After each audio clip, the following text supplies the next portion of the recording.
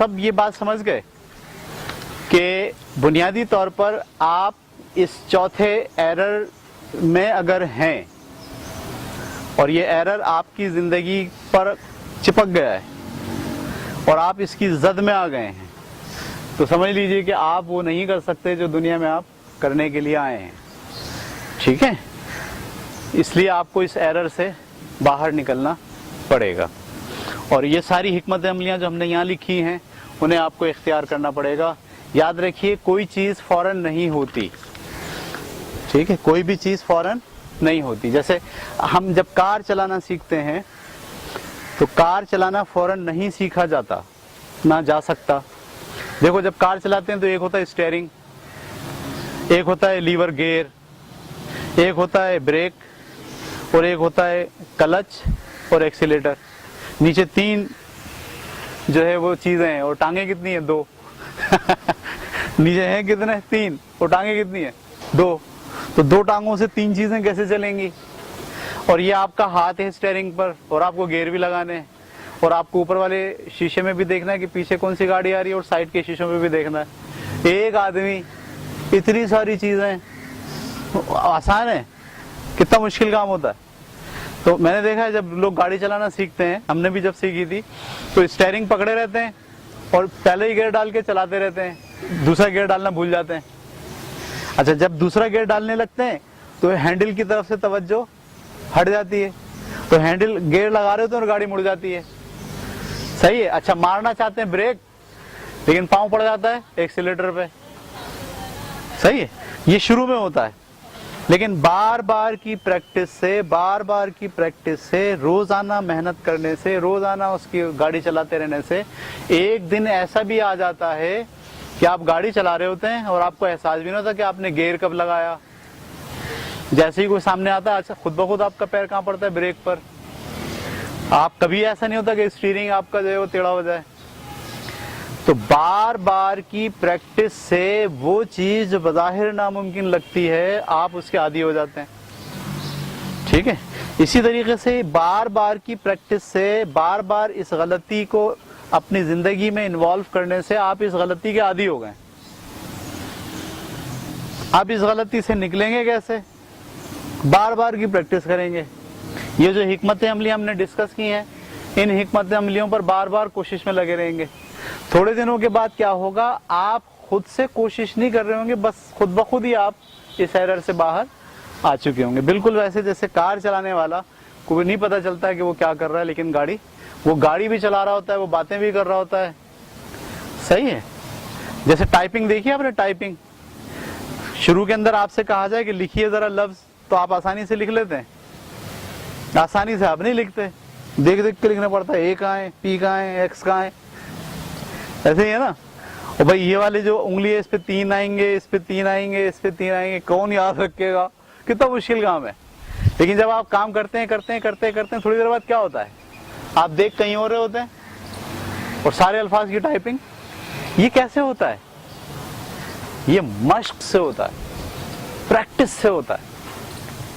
جب آپ اپنے ایرر کو دور کرنے کا فیصلہ کر لیں تو اب پھر آپ کریں مشق, آپ کریں پریکٹس, اور اس پریکٹس کو آپ کرتے شروع میں مشکل لگے گا, وہی جملے منہ سے نکل رہے ہوں گے جو پہلے نکلتے تھے, لیکن آپ روکیں گے اپنے آپ کو, اور پریکٹس کرتے پھر آپ کی لائف چینج ہو جائے گی, اور آپ کے منہ سے جملے جو ہے وہ سارے وہی نکلیں گے جو ایررز پر مبنی. اب مجھے آپ دیکھیے, میرے منہ سے آپ کبھی نہیں سنیں گے کہ میں ٹیچر ہوں.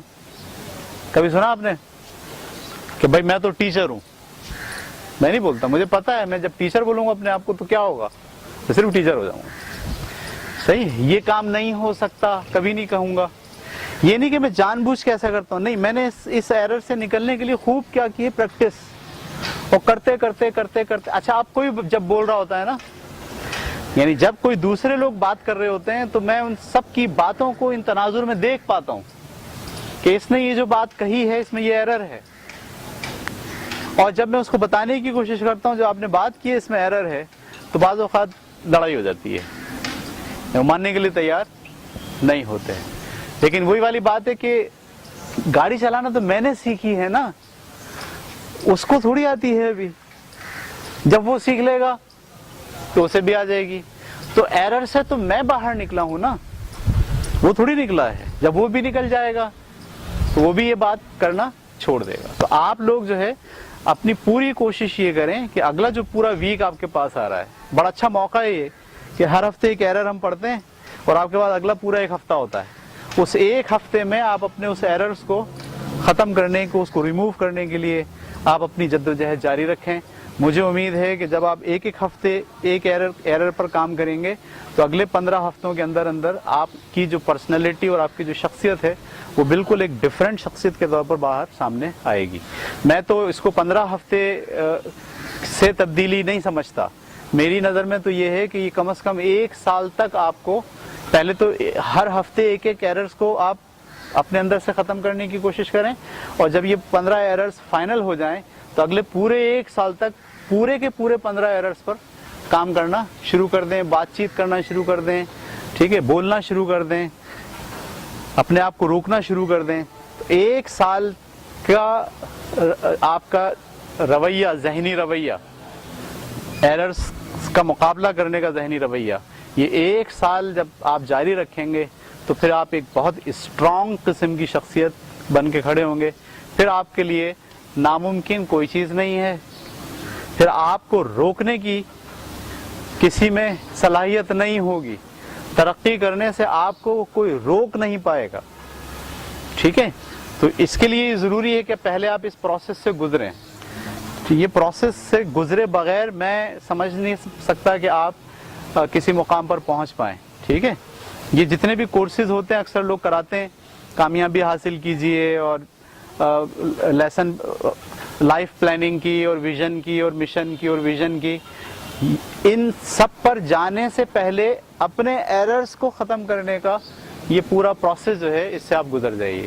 جب آپ اس سے گزر جائیں گے اور پھر جائیں گے اس طرح کے کسی سیمینار میں, اس طرح کے کسی آدمی سے ملیں گے کہ جو آپ کو یہ بتائے کہ آپ زندگی کا پلان کیسے کر سکتے ہیں, تو پھر آپ کر پائیں گے. ابھی اگر آپ اس طرف چلے گئے تو کیا ہوگا, اس کی بات سنیں گے اور جب کرنے بیٹھیں گے تو آپ کے آڑے کیا آئے گا, یہ ایررز آئیں گے. یاد رکھیں ہمیشہ آپ کے آڑے کیا آتا ہے, آپ کے ایررز آتے ہیں. ایرر سے آپ باہر نکل جائیں, پھر آپ دیکھیے گا زندگی میں جو کرنے کا آپ ٹھان لیں گے, کیونکہ آپ کے ایرر آڑے نہیں آئیں گے, کچھ بھی نہیں آئے گا آڑے, تو ایسا اسموتھ راستہ ہوگا اور دھڑا دھڑ بھاگتے ہوئے آپ اس منزل تک پہنچنے کی کوشش کر لیں گے جہاں آپ پہنچنا چاہتے ہیں. Okay, thank you.